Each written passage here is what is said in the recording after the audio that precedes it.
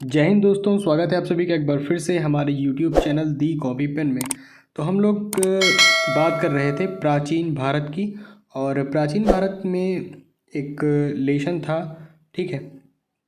कौन सा? जो ऐतिहासिक स्रोत हैं उनकी बात कर रहे थे। और जो भारत का एक संक्षिप्त नाम से रिलेटेड कि जो अलग अलग नाम पड़े हैं, हिंदुस्तान, भारत, है ना। तो ये सब तो ऊपर शॉर्ट में हो गया था।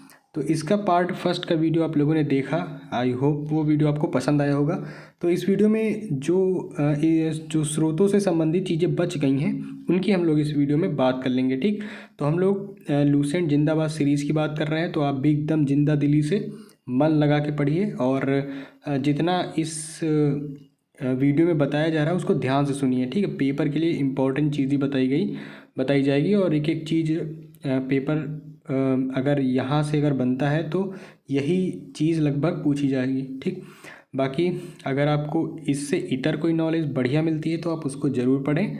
ज़रूरी नहीं कि इस किताब से ही आएगा, ठीक। ऐसा संभव नहीं है कि भाई सब कुछ यहीं से आ जाए। तो लेकिन यह है कि बेसिक जानकारी आपको मिल जाएगी कि इसमें है क्या, ठीक। तो चलिए शुरुआत करते हैं। तो हम लोग बात करते हैं सबसे पहले जो ब्राह्मण हैं, आरण्यक हैं, उपनिषद ग्रंथ, ठीक। ब्राह्मण ग्रंथ हो गए, आरण्यक ग्रंथ हो गए और उपनिषद हो गए। तो पहला पॉइंट है कि संहिता के पश्चात ब्राह्मणों, आरण्यकों तथा उपनिषदों का स्थान है। तो ये स्थान जो है इसको आप ध्यान रख सकते हैं कि संहिता के बाद किसका स्थान आता है? ब्राह्मणों का आता है, फिर आरण्यकों का आता है और लास्ट में उपनिषदों का स्थान आता है, ठीक। पेपर में दे सकते हैं कि लास्ट में किसका स्थान आता है। जो ये ग्रंथ हैं संहिता, ब्राह्मण, आरण्यक, उपनिषद, इनको क्रम से लगाइए। तो आपको ध्यान में रखना है कि ये क्रम होता है कि ब्राह्मण, आरण्यक और लास्ट में उपनिषद। इनसे उत्तर वैदिक कालीन समाज एवं संस्कृति के विषय में जानकारी प्राप्त होती है। अब देखिए जो लिखे गए हैं, जो ग्रंथ लिखे गए हैं, तो उनमें किन किन चीज़ों की जानकारी मिलती है, ठीक। तो इनसे उत्तर वैदिक कालीन समाज एवं संस्कृति के विषय में जानकारी मिलती है, ठीक। तो उत्तर वैदिक काल का मतलब ये हुआ कि ऋग वैदिक काल के बाद का जो समय था, ठीक। सेकंड है ब्राह्मण ग्रंथ वैदिक संहिताओं की व्याख्या करने के लिए गद्य में लिखे गए हैं। किस में लिखे गए हैं? ब्राह्मण ग्रंथ गद्य में लिखे गए हैं। और प्रत्येक संहिता के लिए अलग अलग ब्राह्मण ग्रंथ है जिसे सारणी में दिया गया है। सारणी में यहाँ पे कुछ ब्राह्मण ग्रंथ लिखे गए हैं। जैसे ऋग्वेद के कौन सा ब्राह्मण ग्रंथ है? एक ऐतरेय कौशितकी हो गया। यजुर्वेद का तैत्तिरीय व शतपथ ब्राह्मण ग्रंथ हो गया। ऐसे ही सामवेद का पंचविश और अथर्ववेद का गोपथ हो गया। अब देखिए अगर क्वेश्चन एग्जामिनर बनाएगा तो कैसे बनाएगा? बना देगा कि जो ऐतरेय व कौशितकी ब्राह्मण ग्रंथ है ये किस वेद से रिलेटेड है। तो आपको पता होगा तो आप बता देंगे आसानी से कि ऋग्वेद से रिलेटेड है। किससे रिलेटेड है? ऋग्वेद से रिलेटेड है।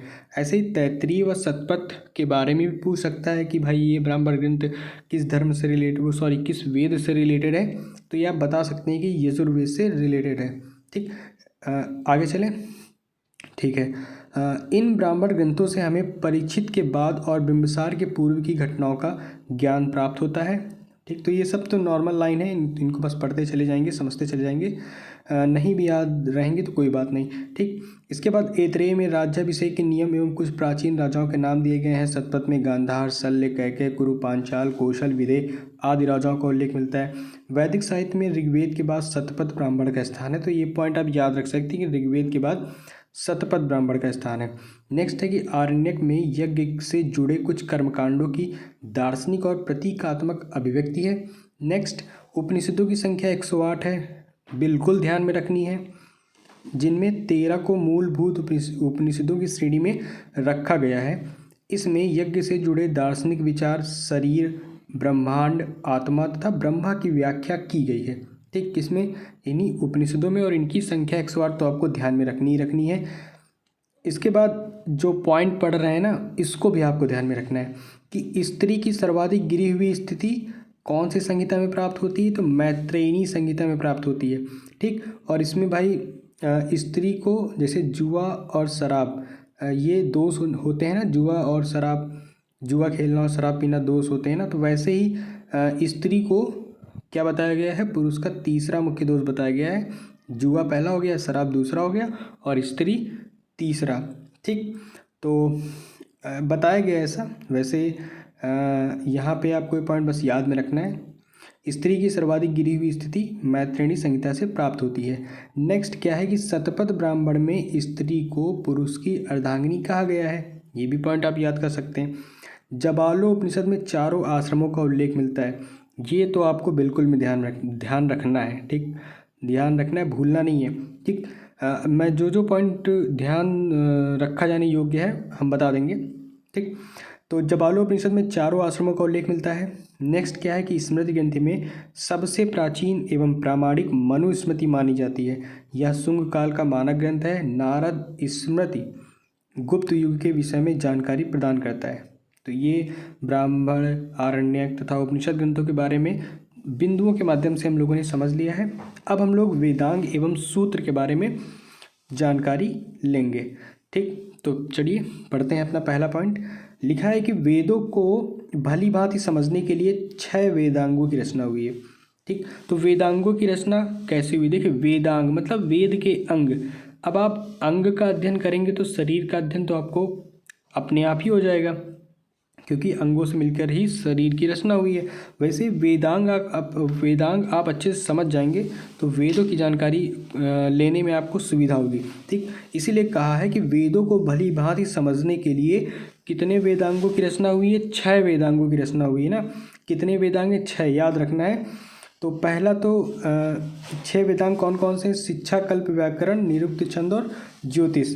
तो शिक्षा, कल्प, व्याकरण, निरुक्त, छंद, ज्योतिष, इसको आप क्रम कोई भी लगा के आप याद कर सकते हैं, आपको याद होना जरूरी है बस। ठीक, शिक्षा, कल्प, व्याकरण, निरुक्त, छंद और ज्योतिष याद कर लीजिए।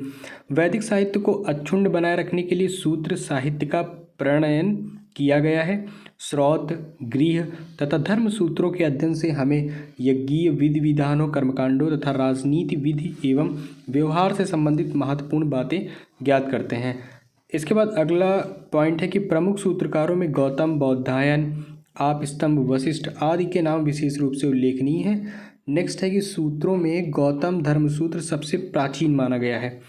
तो ये बात हो गई वेदांग एवं सूत्र की, जिनमें से आपको वेदांग तो अच्छे से याद रखना ही रखना है। नेक्स्ट हम लोग बात करते हैं पुराणों की। ठीक, पुराण की बात करते हैं तो भारतीय ऐतिहासिक कथाओं का सबसे अच्छा क्रमबद्ध विवरण हमें कहाँ मिलता है? पुराणों में मिलता है। इसके रचयिता लोमहर्ष अथवा इनके पुत्र उग्रश्रवा माने जाते हैं। तो ये पॉइंट याद आप रख सकते हैं कि पुराणों के रचयिता कौन है? लोमहर्ष। कहीं कहीं लोभ मिलता है, कहीं लोम भी मिलता है, तो लोमहर्ष तथा अथवा इनके पुत्र उग्रश्रवा। और पुराणों की संख्या भी आपको ध्यान में रखनी कि इनकी संख्या कितनी है? 18 है। जैसे अभी हमने उपनिषदों की बात की थी, तो उपनिषदों की संख्या कितनी है? 108। तो वहीं पुराणों की संख्या कितनी है? 18 है, जिनमें से केवल 5 कौन कौन से? मत्स्य, वायु, विष्णु, ब्राह्मण और भागवत में ही राजाओं की वंशावली पाई जाती है। तो ये उतना इम्पॉर्टेंट पॉइंट नहीं है।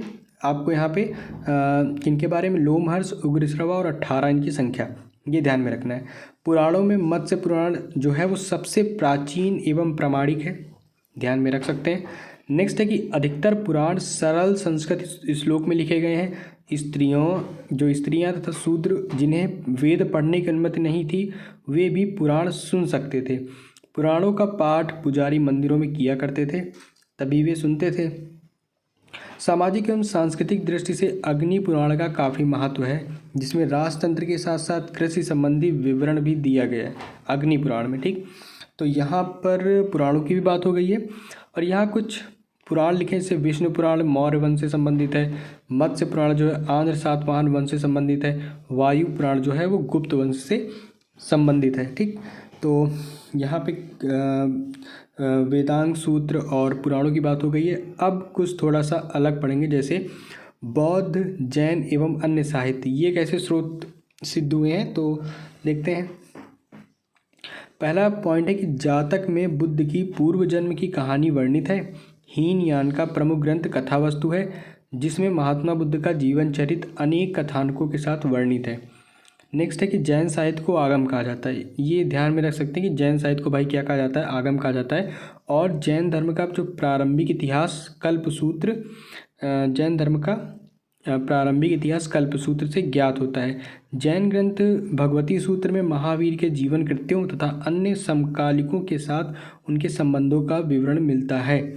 इसके बाद अर्थशास्त्र के लेखक चाणक्य, और चाणक्य को किन और अन्य नामों से जानते हैं, कौटिल्य या विष्णुगुप्त। ठीक, यह 15 अधिकरणों एवं 180 प्रकरणों में विभाजित है। इससे मौर्यकालीन इतिहास की जानकारी प्राप्त होती है। तो अर्थशास्त्र के लेखक चाणक्य जिंदगी में कभी भूलना ही नहीं है। ठीक, इसको याद करे रहना है।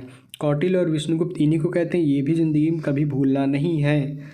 इसके बाद संस्कृत साहित्य में ऐतिहासिक घटनाओं को क्रमबद्ध लिखने का सर्वप्रथम प्रयास कल्हड़ के द्वारा किया गया। और कल्हड़ की जो पुस्तक है रासतरंगिणी, इसको भी कभी नहीं भूलना है, याद तो रखना ही रखना है। ठीक, और इसमें सबसे पहले भाई जो कश्मीर के शासकों का वर्णन इसी मिलता है रासतरंगिणी, तो ये बात तो आपको याद ही रखनी है। अब अरबों की सिंध विजय का वृत्तांत हमें कहाँ से मिलता है, चचनामा, और इसके लेखक कौन है, अली अहमद, इसमें सुरक्षित है, तो ये आप याद कर सकते हैं। बाकी अष्टाध्यायी के जो पुस्तक है इसके लेखक कौन है, पाणिनि, ये भी आपको ज़िंदगी भर याद रखना है, इम्पोर्टेंट, ये सब इम्पोर्टेंट पुस्तक है, इनको तो आपको भूलना ही नहीं है। इससे मौर्य से पहले का इतिहास था, मौर्य युगीन राजनीतिक अवस्थाओं की जानकारी प्राप्त होती है। अष्टाध्यायी में पहली बार लिपि शब्द का प्रयोग हुआ है। इसके बाद कात्यायन की गार्गी संहिता एक ज्योतिष ग्रंथ है, फिर भी इसमें भारत पर होने वाली यवन आक्रमण का उल्लेख मिलता है। पतंजलि पुष्यमित्र शुंग के पुरोहित थे, इनके महाभाष्य से शुंगों के इतिहास का पता चलता है। तो हम लोगों ने आज ब्राह्मण, आरण्यक, उपनिषद ग्रंथों के बारे में संक्षिप्त जानकारी जाना, और वेदांग एवं सूत्र के बारे में भी थोड़ा बहुत पढ़ा, पुराणों के बारे में पढ़ा, बौद्ध जैन एवं अन्य साहित्य के बारे में भी थोड़ा सा जाना, और जो इम्पोर्टेंट चीज़ें थी उसके बारे में हम लोगों ने यहाँ पे बात कर ली। इसके बाद फ़िलहाल आज का जो वीडियो है यहीं तक है। इसके बाद अगले वीडियो में हम इसके थर्ड पार्ट की बात करेंगे, जिसमें विदेशी यात्रियों से मिलने वाली जो प्रमुख जानकारी है और उनकी प्रमुख रचनाएं हैं, और जो यूनानी, रोमन लेखक, चीनी लेखक, ये सब जो भारत की यात्रा पे आए हैं, इनकी कुछ रचनाएं भी हैं, उनके बारे में हम आने वाले वीडियो में चर्चा कर लेंगे। फिलहाल ये वीडियो यहीं तक है, और वीडियो में अंत तक बने रहने के लिए आपका बहुत बहुत धन्यवाद। वीडियो को लाइक करें, दोस्तों को भी शेयर कर दें, और बाकी कमेंट करें, लाइक करें, शेयर करें, और अगर आप नए हैं तो प्लीज़ चैनल को सब्सक्राइब कर लें। ठीक, अगर आप पहले से सब्सक्राइब किए हुए तो मत टच करिए उसको, नहीं वो अनसब्सक्राइब हो जाएगा। ठीक है, तो आप सब्सक्राइब करें और दोस्तों को भी शेयर कर दें। तब तक के लिए धन्यवाद।